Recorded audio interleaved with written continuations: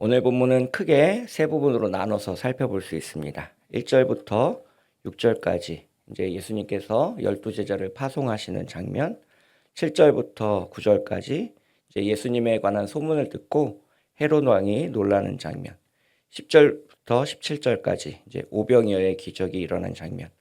이제 우리가 잘 알고 있는 것은 이 오병이어의 기적이죠. 그래서 이제 빈들에서 성인 남성만 5천 명이 넘는 이제 대규모의 인원이 모여 있었고 저녁이라 먹을 것이 부족한 상황에서 이제 기적이 일어났습니다. 먹을 것이 충만히 채워졌고 사람들은 이제 배가 부르고 이제 돌아가는 그러한 사건을 이야기하고 있습니다. 그래서 우리가 복음서에서 기적 이야기를 읽을 때면 이제 이런 기적이 나에게도 한 번쯤은 일어났으면 좋겠다라는 생각을 하게 됩니다. 그 아픈 환자가 있는 가정에서는 예수님이 병 고친 그런 기적들이 이제 우리 가정에도 좀 일어났으면 좋겠다라는 마음을 갖게 되는데요. 이제 다른 사람에게는 이야기하지 않지만 이제 속으로는 오늘 본문을 읽으면서 이제 저에게도 이런 기적이 이러기를 이제 원하고는 있습니다. 우리의 관심이 이제 나 자신에게 이제 초점이 맞춰져 있기 때문에 그런데요. 그래서 오늘 본문을 읽을 때는 이제 누가의 의도는 왜 예수님께서 오병이어의 기적을 일으키셨는가를 우리가 이제 알기를 원하는 장면입니다. 이제 누가복음에는 생략되어 있지만 이제 이 오병이어의 기적이 언제 일어났는지를 이제 좀 살펴볼 필요가 있는데요. 마가복음 6장 17절부터 29절을 읽어보시면 이제 세례 요한이 체포되어서 죽는 그런 장면이 자세히 기록되어 있습니다. 그래서 헤롯 왕의 명령으로 세례 요한이 죽게 되었고요. 이 세례 요한의 죽음은 단순한 한 이스라엘 사람의 죽음이 아니었습니다. 이스라엘 민족 전체가 가지고 있던 하나의 꿈이나 이제 소망이 사라진 것을 의미하고 있는데요. 왕을 향해서도 거침없이 쓴소리를 내뱉고 바리새인들과 서기관들이 정말로 율법대로 살지 않고 있음을 고발하면서 이제 이스라엘을 다시 회심시키려고 했던 그 세례 요한의 모습을 보면서 이제 많은 사람들이 엘리야와 같은 선지자라고 생각했습니다. 그래서 세례 요한이라면 이제 어떤 자신들이 꿈꾸고 있는 그 이스라엘을 로마로부터 독립시켜주는 그러한 꿈을 이루어줄 수 있을 거라는 기대감이 있었습니다. 그런데 이제 세례 요한의 죽음과 더불어서 그런 꿈과 소망은 이제 사라지게 되었는데요.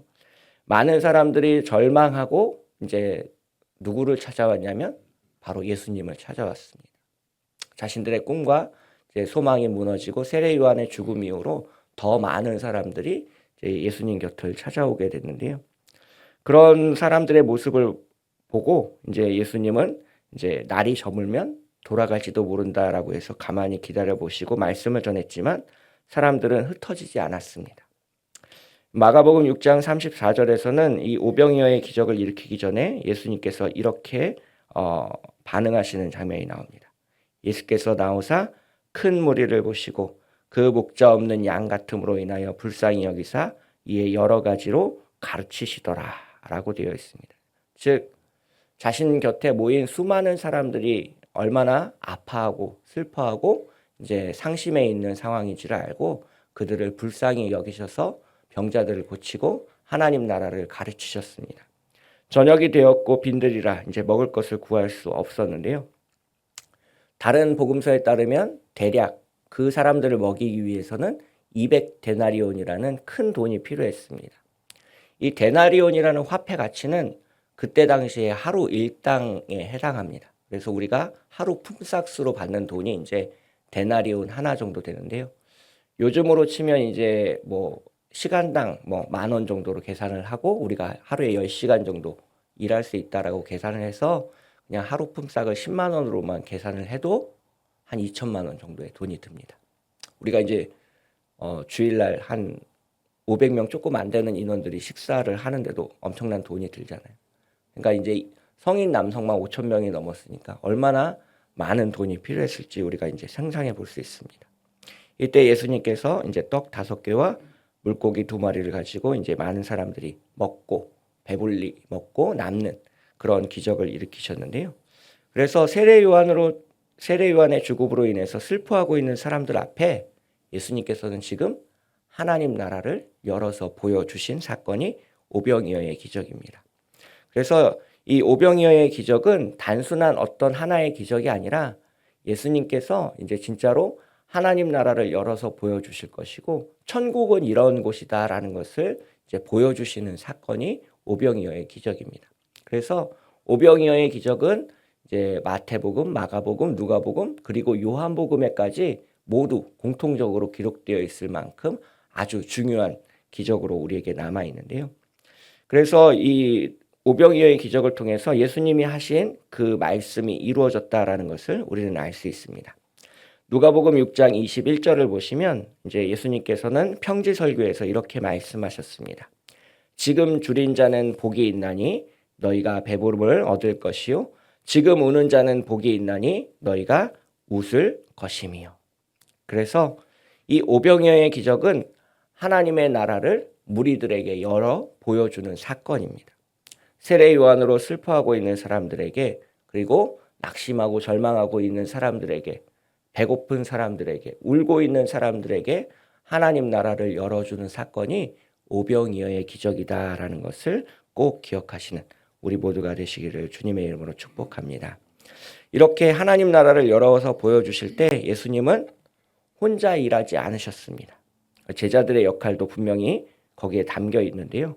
오늘 본문 16절, 17절의 말씀을 함께 읽도록 하겠습니다. 16절, 17절입니다.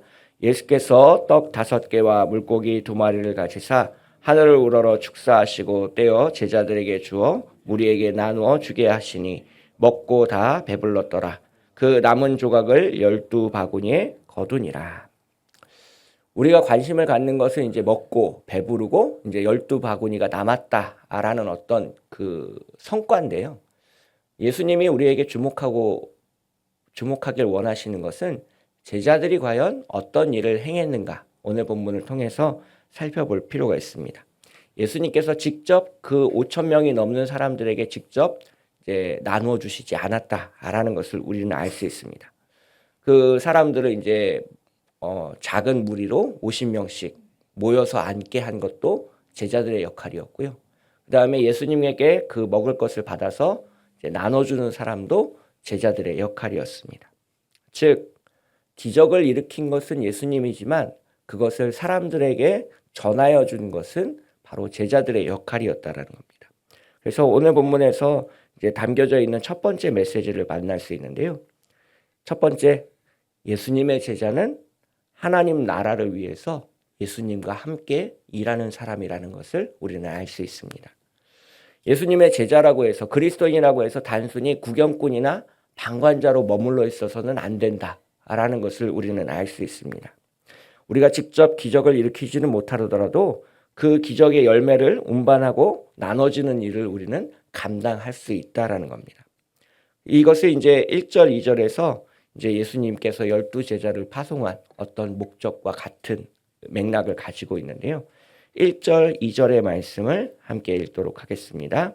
예수께서 12제자를 불러 모으사 모든 귀신을 제어하며 병을 고치는 능력과 권위를 주시고 하나님의 나라를 전파하며 앓는 자를 고치게 하려고 내보내시며. 여기서도 예수님은 모든 사람을 혼자 고치시지 않고 하나님 나라를 혼자 전파하지 않으십니다. 제자들에게 권위와 능력을 위임하시는 장면을 우리는 볼 수 있는데요. 여기에서 오늘 본문에서 발견할 수 있는 두 번째 메시지가 담겨져 있습니다.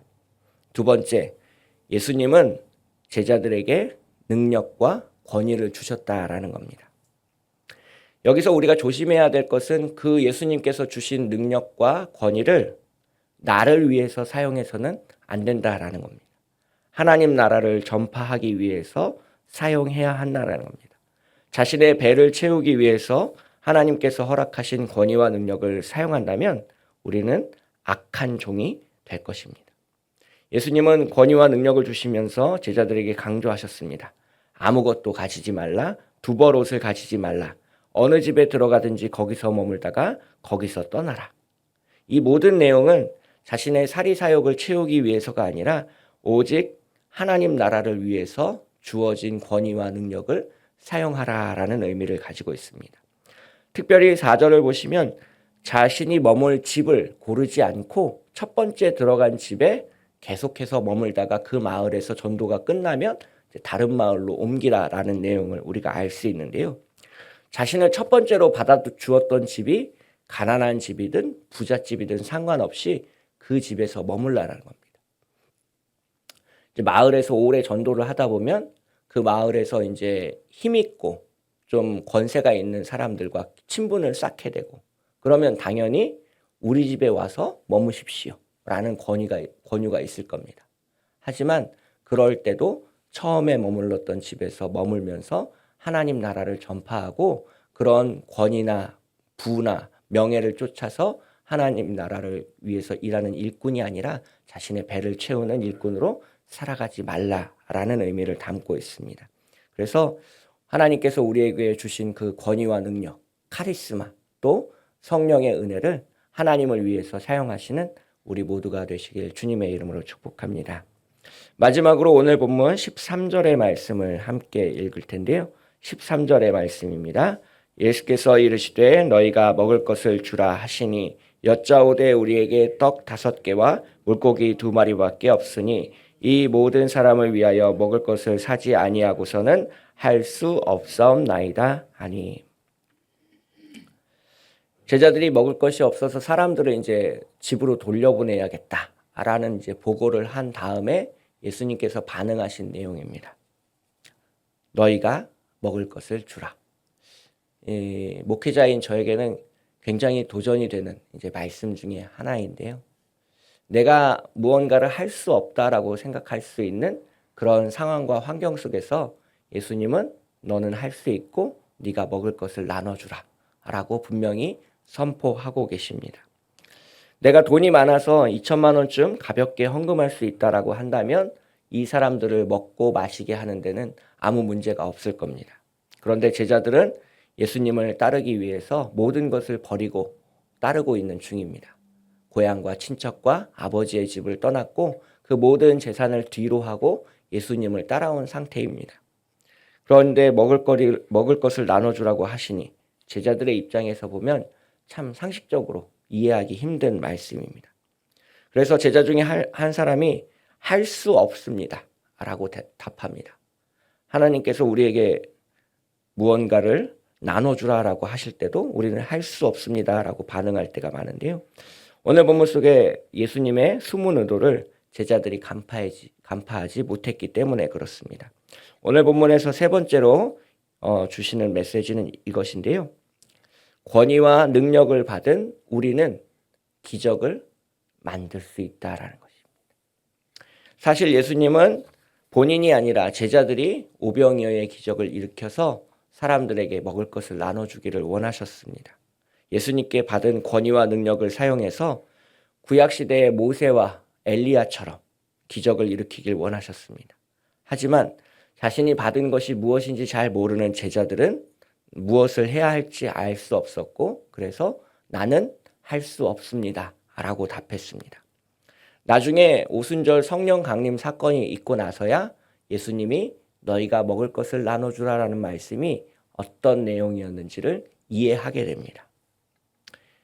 사도행전 3장을 보면 베드로는 성전 미문에 앉아서 긍휼을 구하는 장애인을 향해서 이렇게 선포합니다.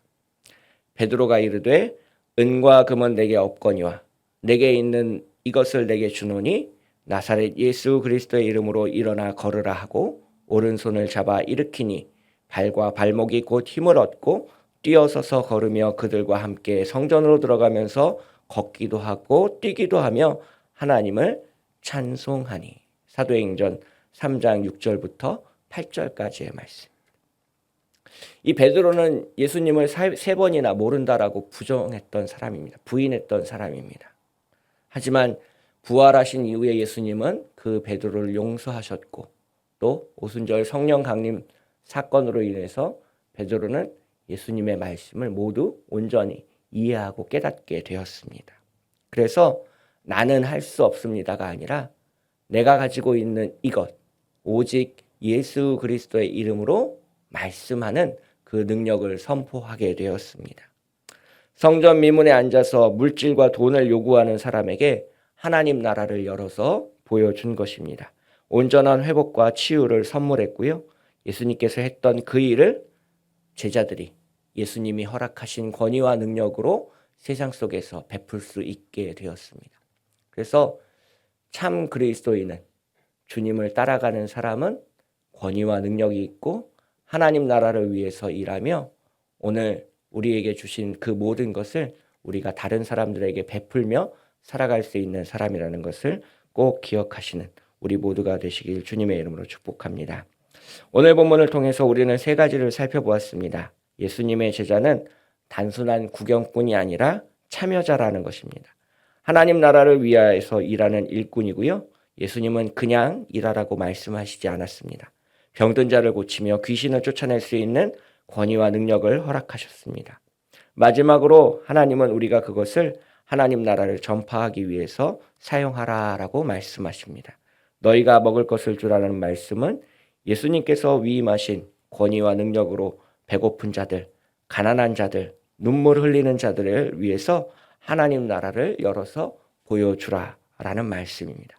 오늘도 예수님의 말씀에 순종하여 할 수 없습니다가 아니라 예수 그리스도의 이름으로 이것을 드립니다라고 말할 수 있는 우리 모두가 되시기를 주님의 이름으로 축복합니다. 함께 기도하겠습니다.